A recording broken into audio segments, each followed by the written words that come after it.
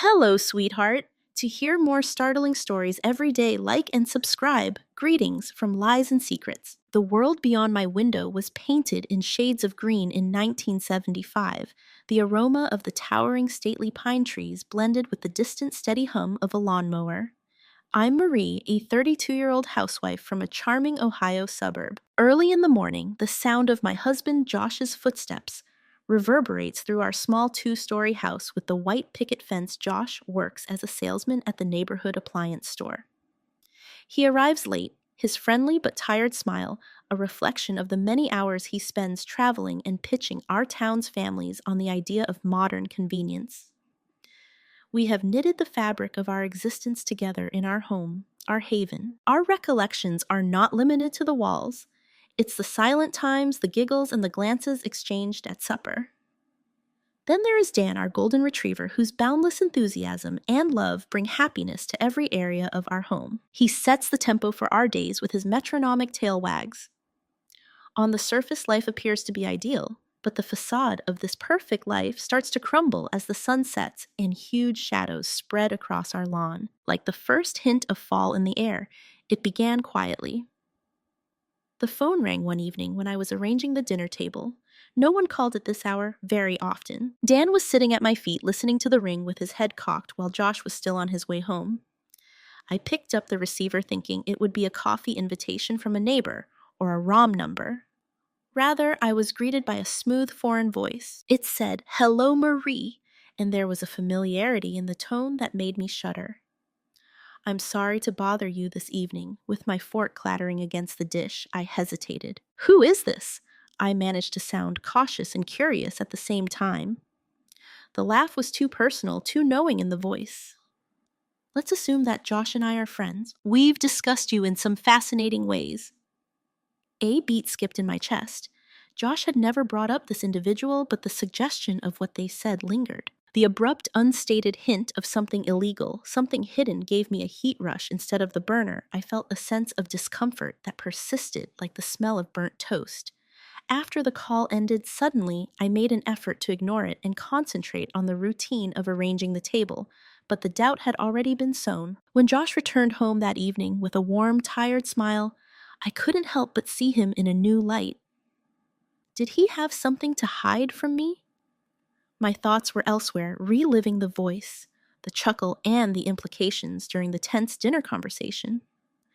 As the days went by, new indicators kept popping up. A letter to Josh that was written in cryptic language that suggested secrets and had no return address. His collar had a lipstick smear that was too bright to be mine.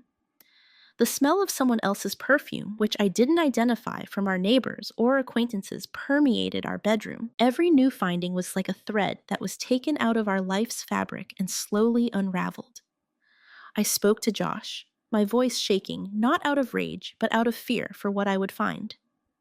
The ideal picture of our existence started to fall apart as he gave evasive explanations and avoided looking into my eyes. In such a calm environment, what could possibly go wrong? Everything appeared to be falling apart as the facade of our ideal life began to show through exposing layers of dishonesty, suppressed desires, and the agonizing realization that sometimes the most exquisite gardens conceal the most profound traces of treachery.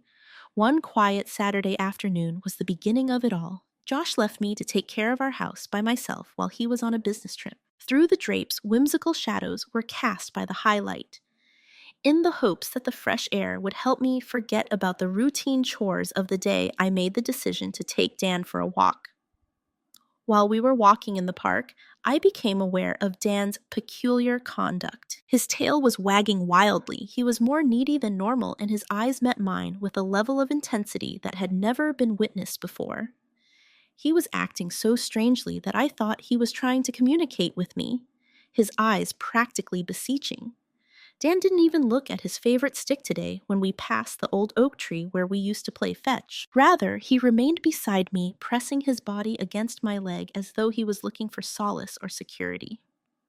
I went home and made dinner, but my mind kept returning to Dan's strange behavior. Without Josh's customary conversation about his day, the house felt too silent and deserted. As I arranged the table for one, the sound of the silverware reverberated through the quiet. Dan was sitting at my feet with his head on my lap and his eyes watching everything I did. Dan, who hardly ever jumped on the bed, did so that night, while I lay in bed with the house quiet save for the ticking of the clock. His presence was both reassuring and unnerving. I felt the warmth of his body on mine as I caressed his fur. Why did it feel so different, and what was going on in Dan's mind? He seemed to detect something. I couldn't, as his typical lighthearted energy gave way to a serious watchfulness. Normalcy was promised by the rising sun the following morning. Yet the anxiety from the day before persisted. I performed my act, but my thoughts were elsewhere. I recalled the lipstick stain, the enigmatic letter, and the enigmatic phone call. Although each piece of evidence was a puzzle, they didn't make sense when put together. I made the decision to examine Josh's possessions more closely, something I had never been compelled to do before I discovered a locked drawer in his study. I unlocked it with a hairpin, a technique I picked up from an old espionage film, and my heart was pounding. More letters with vague promises and threats from the same unidentified writer were found inside. I was particularly interested in one letter. It was written in a flowing handwriting, and I felt sick to my stomach because of how familiar the phrases were. "I'll keep your secrets secure, Josh, but keep in mind that secrets tend to surface, eh?" The ramifications were obvious, but mysterious. Well, who was it? What were Josh's secrets that might cause such harm? Every possibility that crossed my mind was more unnerving than the one before it. I was in a trance all day, cleaning and cooking, but the letters took up all of my thoughts. Dan, who could tell I was upset, never left my side. His presence provided some tiny solace amidst my mental maelstrom. It was getting close to dark when the doorbell rang. Mrs. Thompson, who lived next door, had a worried expression on her face. "I noticed that you seemed a little depressed today, Marie, my love. Is everything okay?" I made an effort to grin, Mrs. Thompson. "I'm a little under the weather. I appreciate you checking in." She nodded while her curious and pitying gaze lingered on me. "You know where I am, though, if you need anything." I sat in the living room after she departed. On the coffee table, the letters were arranged in front of me, with his head resting on my toes and his eyes fixed on the papers. Dan was lying at my feet. As the night grew darker, so did my determination. Not only did I need answers for my own mental health, but also for the life we had created together and the now fragile trust. My hand was shaking when I picked up the phone. In an attempt to reach Josh before he departed on another journey, I called his workplace phone. With every ringing tone, my tense heart pounded. I said, "Josh," when he responded. Despite the chaos inside, I spoke steadily. "When you return, we must speak. We have some things to clarify." A pause. A thick hush fell. "I'll come home tomorrow, Marie. Then we'll speak." Even when the call ended, the stillness it left behind was more powerful than any words. With the weight of the unknown bearing down on me, I reclined. Dan's warmth stood in sharp contrast to the chilling fear that was soaking into my bones as he nuzzled closer. What was Josh hiding? What was being hinted at here? And why did Dan appear to comprehend things better than I did? The questions whirled around in my head, each one a strand in our life's disintegrating fabric. I knew that tomorrow would bring answers, or maybe more questions, as I laid in bed that night with Dan's steady breathing next to me. However, one thing was for sure. Our ideal life was now really a fantasy with realities hidden beneath it, just waiting to be discovered. The only sound in the house the following morning was Dan's gentle paw patter on the hardwood floor. Dan came up to me with a nearly human expression when I was in the kitchen deep in concentration over a cup of coffee. He had become more aggressive. He was more than a loving person. I gave Dan permission to nuzzle me more than usual because I was weak and felt lonely without Josh. What followed was a whirl, a mixture of bewilderment, remorse, and an unexplainable bond. I never realized how deeply I had come to rely on Dan's companionship. In my darkest moments, his loyalty gave me strength. The realization came to me suddenly. I had stepped over a boundary that ought never to be crossed. After everything that had happened, how could I confront Josh? As I sat there with the coffee, getting cold in my cup, the guilt hung over me like a thick shroud. Sensing my anguish, Dan placed his head on my lap and looked into my eyes with a profound understanding that just made me feel more ashamed. With shaking hands, I slowly pushed him away. I broke my voice and murmured, "No, Dan, this is incorrect." Suddenly, with the chair scuffing the floor, I got up and walked to the sink to pour out the coffee. In the midst of my emotional turmoil, my mind was racing, attempting to make sense of things and regain some sort of normalcy. I was unable to look at Dan. His adoring, bewildered eyes were too much for me to look at. I chose to occupy myself with the dishes, cleaning the plates with an intensity that mirrored the chaos I was experiencing within. Every minute of the day seemed to drag on forever. Dan seemed to follow me with a quiet plea in his eyes. So I stayed away from him. I did all I could to keep my hands occupied and prevent my thoughts from returning to the events of the morning, including cleaning the house and moving furniture. By noon, the phone rang, piercing the dense silence with its high-pitched tone. With my palm hanging over the receiver, I paused. Josh was checking in after his trip. "How are things at home, Marie?" The warmth of his voice made my stomach turn like a dagger. I lied, scarcely raising my voice above a whisper, "Everything's fine." Simply said, "I'm occupied with the house," through the connection. I could really hear him frown when there was a pause. "You make a sound. Is everything all right?" With a forceful swallow, the words stuck in my throat. "Yes, a little worn out. When you return, I'll feel better." "All right, dear. Tomorrow I'll be at home. Then we'll speak." After the call ended, I collapsed on the ground with my back to the wall and tears running down my cheeks. How could I let him know? How could I justify this betrayal of our promises and this breach of trust? Dan came over again, waving his tail hesitantly. This time I couldn't push him away. I buried my face in his fur and put my arms around him, looking for solace in the creature who had brought me to this moral dead end. The remainder of the day was a blur. I went about my daily activities, but my thoughts were elsewhere, reliving the events of the morning. The bewilderment, the guilt. I was back in the kitchen as night fell, looking out the now darkened window at my reflection, which appeared like a ghostly figure against the darkness. Dan was lying at my feet, serving as a continual reminder of what had transpired. I knew I needed to face Josh, not only about the enigmatic messages, the lipstick smudge, or the strange scent, but also about how I had deviated so greatly from my moral convictions in a moment of weakness. I felt sick to my stomach at the idea of confessing. Would he comprehend?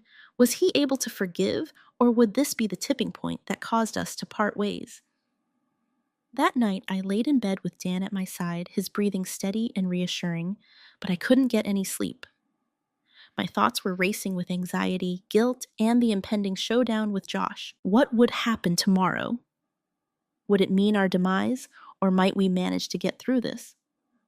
One thing became evident as I fell into a restless slumber. Our ideal life was now permanently altered, and there was doubt about the way forward. Each day was heavier than the one before it. Josh, oblivious to the tempest building inside of me, came home with a smile on his face. I made an effort to grin, joke, and act normal, but every touch he gave me felt false. Sensing the shift, Dan calmed down, his eyes following me with a mixture of sadness and bewilderment. Josh observed my preoccupation one evening as we were having dinner. "Marie, you look different. Is everything all right?" There was worry in his voice. The words lodged in my throat and my heart raced as I struggled to find the bravery to speak. I glanced down at my plate, the mashed potatoes blending into a sea of white. I managed to add, hardly raising my voice above a whisper, "I've been feeling off lately." Josh's hand reached across the table to touch mine. I felt the warmth of his touch as I let him take it, but it felt like I was touching a complete stranger. Have I done something wrong? His gaze searching mine for answers, he asked. With a heavy burden of guilt from my moment of weakness with Dan, I shook my head. "No, it's not you. Everything feels different. That's all." Josh gave my hand a light squeeze. "Marie, we can discuss anything. I assume you are aware of that." I nodded, but I was unable to speak. How could I explain to him the lipstick smear, the enigmatic writings, or the smell of someone else's perfume? Furthermore, how could I ever tell Dan what had happened? Just thinking about it made my stomach turn. The only sound between us during the supper was the clinking of flatware, in an attempt to lighten the mood. Josh proposed that we watch a movie after supper. Even though we were sitting on the couch, my thoughts were elsewhere, going over the previous several days, the letters, the phone conversation, and that morning with Dan. I could feel Josh's arm encircling me and drawing me in as the film went on.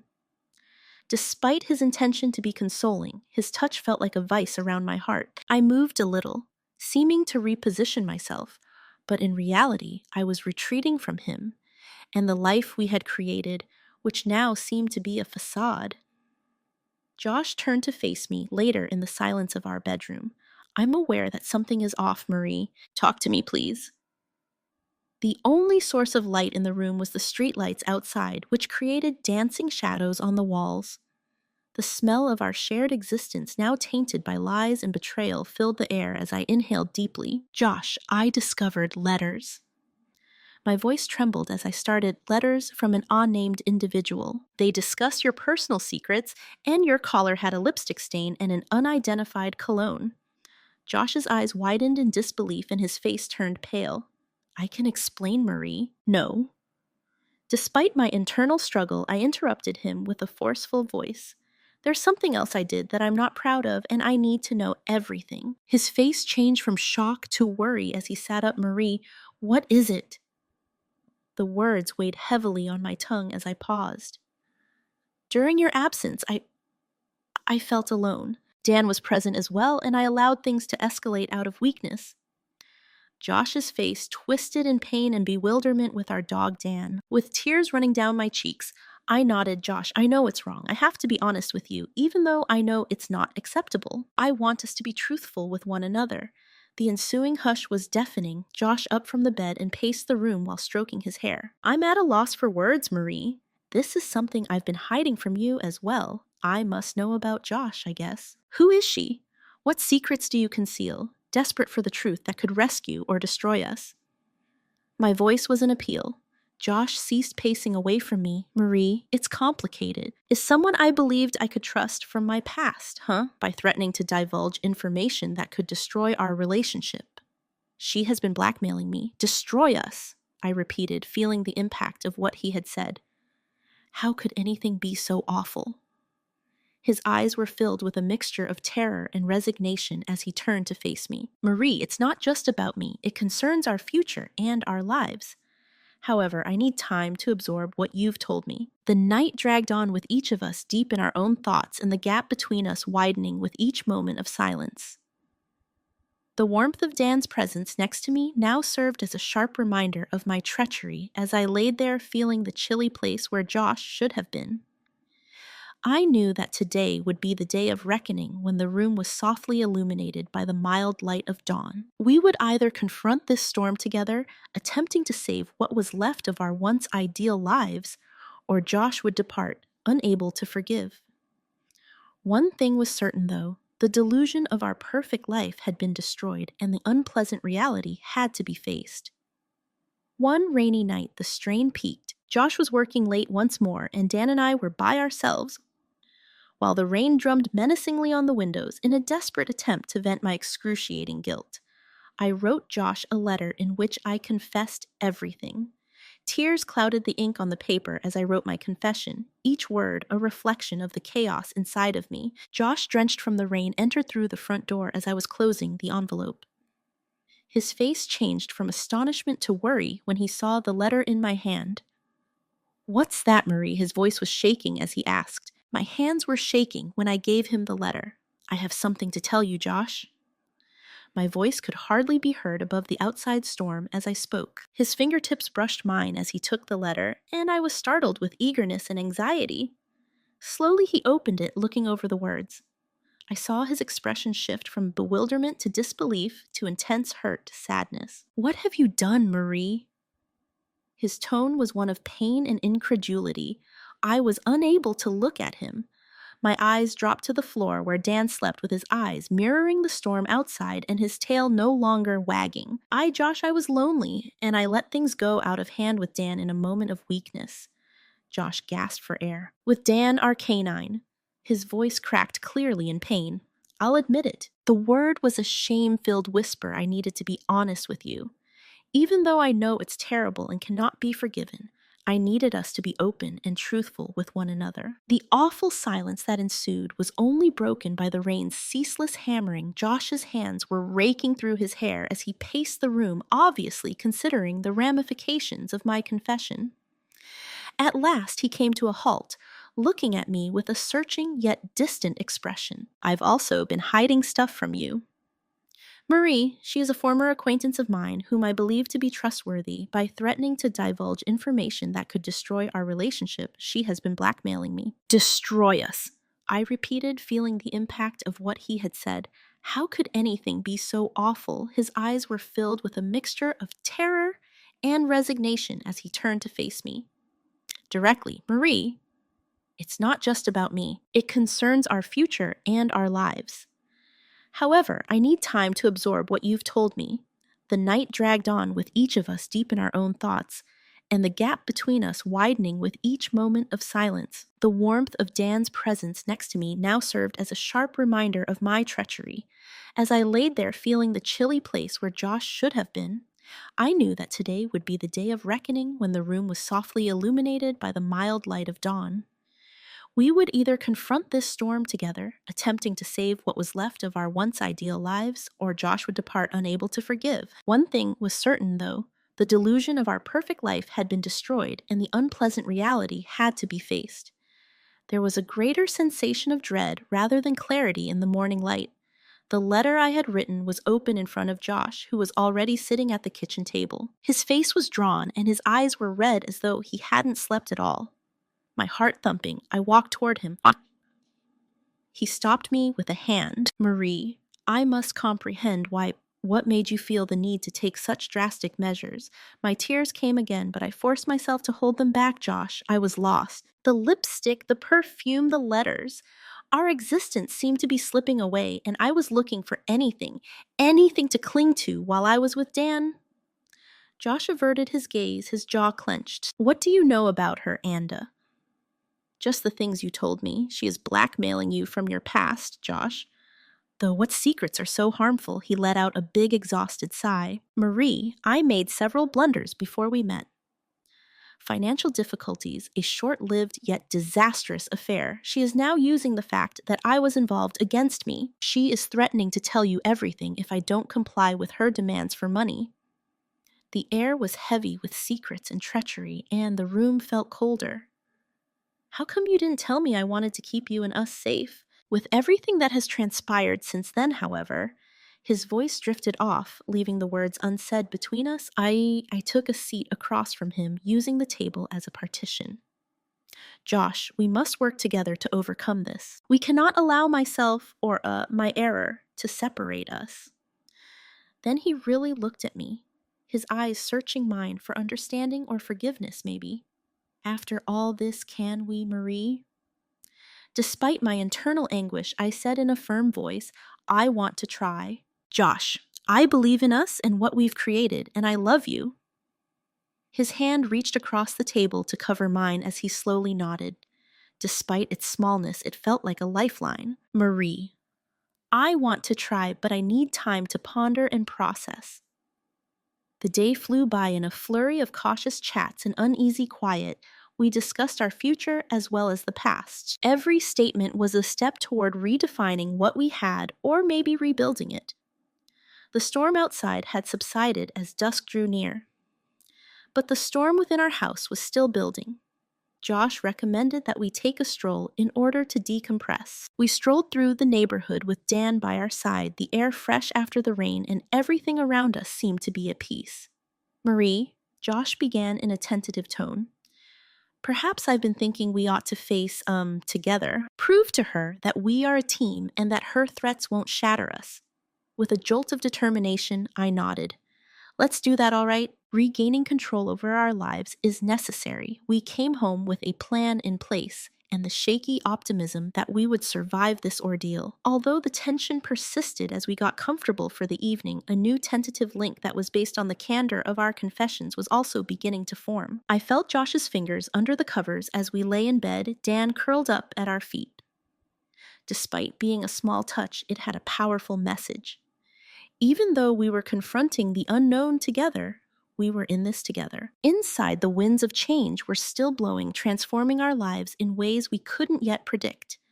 Even though the storm had passed and the night was quiet, one thing was for sure. Though our ideal existence had been irreparably altered, and we would either have to walk this route together or not.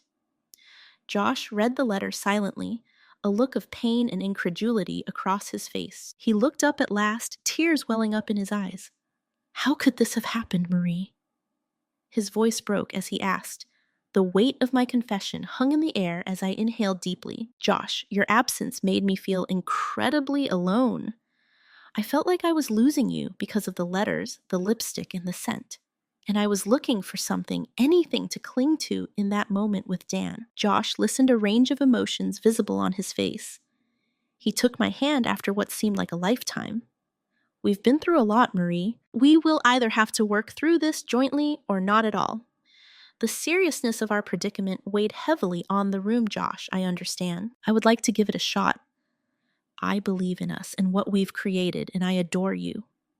He squeezed my hand and nodded gently. "Marie, I need time. Time to reflect and process, but I'd want to give it a shot." It was a logical choice to seek counseling. Both of us were aware that the road to recovery would be difficult and drawn out. One evening, Josh said in a quiet but firm voice, "We should talk to someone. Someone with the ability to guide us through this." I nodded, feeling both relieved and uneasy. "Let's do that, all right. We require every available assistance." The therapy sessions were intense, full of unpleasant admissions and unvarnished honesty. We gained the ability to speak in previously unheard of ways, sharing our regrets, wants, and concerns. Dr. Simmons, our therapist, helped us navigate the emotional storm with wisdom and patience. Josh revealed during one session a Marie. She was someone from my past. I made blunders, had money problems, and had a short-lived affair that didn't work out. She has been threatening to reveal everything and using it against me. My heart ached for the guy I loved, who had to bear this weight by himself. As I listened, "Josh, why didn't you tell me I wanted to keep you safe?" He looked directly into my eyes and murmured, "Protect us," with an earnestness that made my heart ache. But in light of everything that has transpired, we have now made the decision to face A collectively. The idea was to meet her in a neutral setting, like a downtown cafe, so we could have a face-to-face conversation. The atmosphere was charged with apprehension and excitement on the day of the meeting. While we were seated beside us, she was like a threatening cloud. She had a calm, graceful manner with a hint of threat. She said, "Josh, Marie." In a silky, almost derisive voice, Josh firmly stated, "We're here to end this," as he placed his hand beneath the table. "It's over, regardless of how much leverage you believe you have." I grinned, but not enough to meet her eyes. "It's never that easy, Josh." "Maybe, though. I can tell you're serious because you're both here." Even though the conversation was tense, we refused to back down. We demonstrated our unity and our refusal to be controlled by her threats. It was a time of empowerment when we took back our lives from the darkness of dishonesty. With each stride, the burden of the confrontation lessened. As we made our way home from the conference, I said, feeling a wave of hope wash over me, "We did it." "Yes, we did," Josh said with a renewed sense of resolution in his voice. Our golden retriever, Dan, found a new home on a friend's farm where he could run freely and escape the difficulties of interpersonal connections. Although it was a difficult choice, it was essential to our recovery. Although life went on, the experience remained a constant reminder of the depths of loneliness and the brittleness of trust. We went to more therapy sessions and learned how to restore not only our marriage, but also each of our separate identities. I kept asking myself, as I frequently did in our late-night conversations, if our marriage could withstand such an unusual betrayal. The solution was neither quick nor easy. It was in our quiet times, our glances at each other over supper, our slowly returning laughing, and our tears. Our determination to confront the darkness together and our vulnerability gave us strength.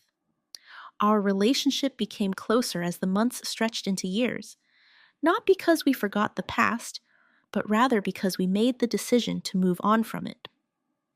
Once a haven of delusions, our house has transformed into a real haven of recovery and development. Thus, we stroll together across the emotional landscapes of our life, as well as the actual streets of our neighborhood. Although the route was uncertain, It was ours, and we were standing together as a team facing whatever was ahead. If you liked the article, please remember to like, comment, and subscribe. This will enable us to produce stories for you that are more captivating.